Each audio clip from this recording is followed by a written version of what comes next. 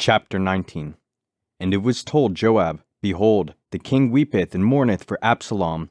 And the victory that day was turned into mourning unto all the people.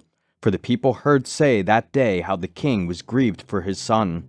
And the people gat them by stealth that day into the city, as people being ashamed steal away when they flee in battle. But the king covered his face, and the king cried with a loud voice, O my son Absalom! O Absalom! My son! My son!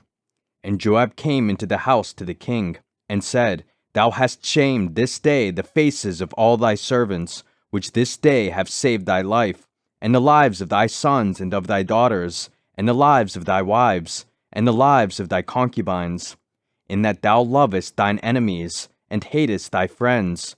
For thou hast declared this day that thou regardest neither princes nor servants. For this day I perceive that if Absalom had lived, and all we had died this day, then it had pleased thee well.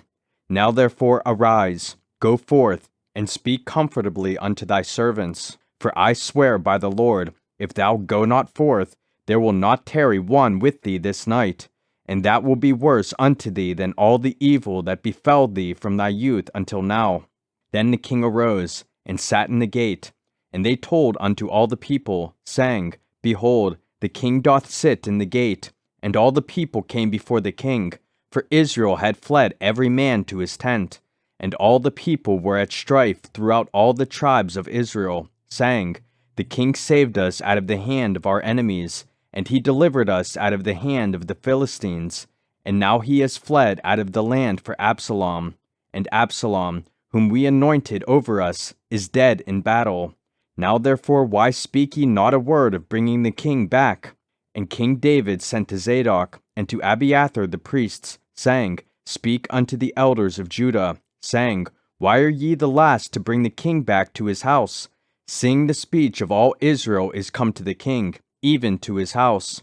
Ye are my brethren, ye are my bones and my flesh. Wherefore then are ye the last to bring back the king? And say ye to Amasa, Art thou not of my bone and of my flesh? God do so to me, and more also, if thou be not captain of the host before me continually in the room of Joab. And he bowed the heart of all the men of Judah, even as the heart of one man, so that they sent this word unto the king, Return thou, and all thy servants. So the king returned, and came to Jordan, and Judah came to Gilgal, to go to meet the king, to conduct the king over Jordan. And Shimei the son of Gera, a Benjamite, which was of Bahurim, hasted and came down with the men of Judah to meet King David. And there were 1,000 men of Benjamin with him, and Ziba the servant of the house of Saul, and his 15 sons, and his 20 servants with him, and they went over Jordan before the king. And there went over a ferry boat to carry over the king's household, and to do what he thought good. And Shimei the son of Gera fell down before the king, as he was come over Jordan, and said unto the king, Let not my lord impute iniquity unto me, neither do thou remember that which thy servant did perversely the day that my lord the king went out of Jerusalem, that the king should take it to his heart. For thy servant doth know that I have sinned. Therefore, behold, I am come the first this day of all the house of Joseph to go down to meet my lord the king. But Abishai the son of Zeruiah answered and said, Shall not Shimei be put to death for this, because he cursed the Lord's anointed? And David said, What have I to do with you, ye sons of Zeruiah, that ye should this day be adversaries unto me? Shall there any man be put to death this day in Israel?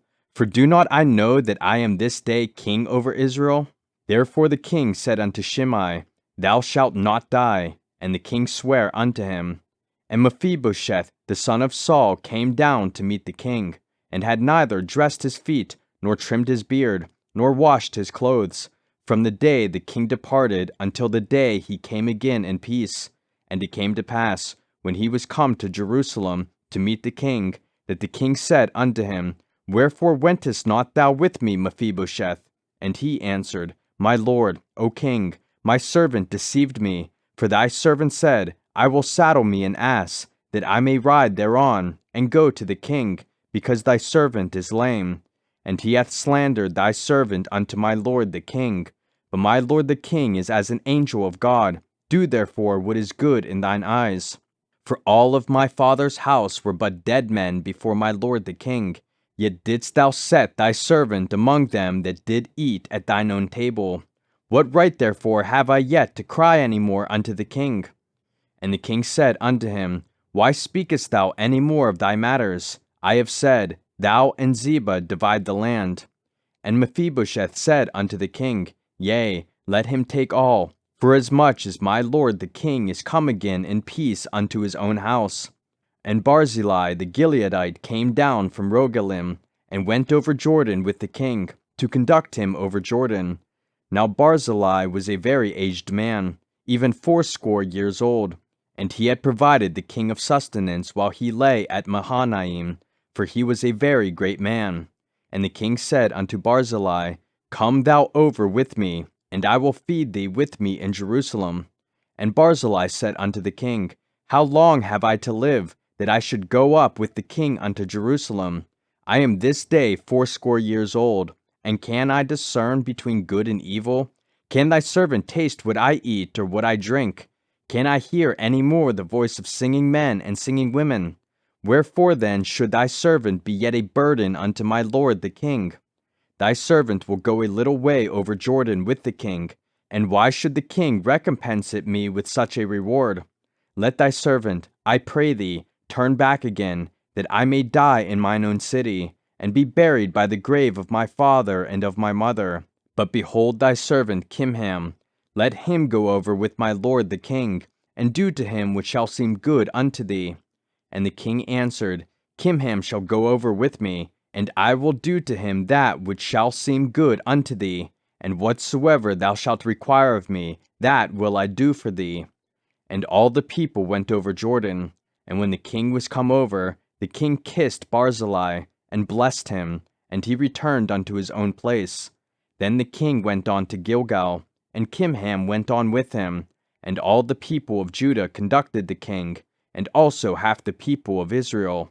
And behold, all the men of Israel came to the king, and said unto the king, Why have our brethren the men of Judah stolen thee away, and have brought the king, and his household, and all David's men with him, over Jordan?